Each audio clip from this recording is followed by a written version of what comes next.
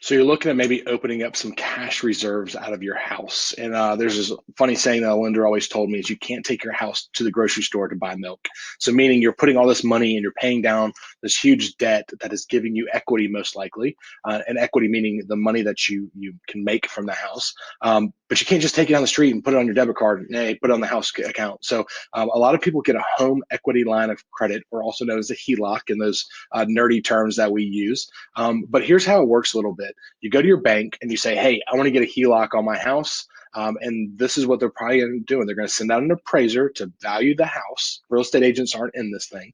And then they have a ratio that they will give you. Sometimes it's 85% of the loan value or the appraised value. So let's say your house is worth 100,000.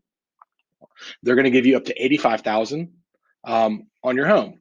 But what if you owed 85,000? Well, they're not going to give you any money because they want to keep that 15% cushion in case you don't pay it back and they have to come foreclose on you.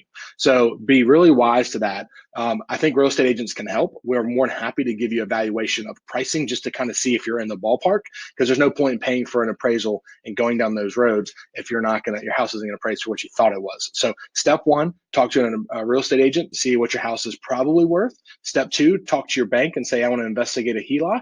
There are fees with it. It can cost up to a couple $1,000, but it can open up some money that is at a low interest rate. So a lot of people do this if they need to go pay for college or cars or weddings, because the interest that they're borrowing from themselves is far less than going to a bank and getting it elsewhere or pulling out of a 401k. So HELOCs can be very valuable, tools to need in a time like this if you want to go make other investments or cover cash flow. But it is a process. It takes a little while to get it done. So if you need recommendations to bankers or lenders who will do home equity lines of credits, we're happy to recommend them. It's always a nice avenue to explore.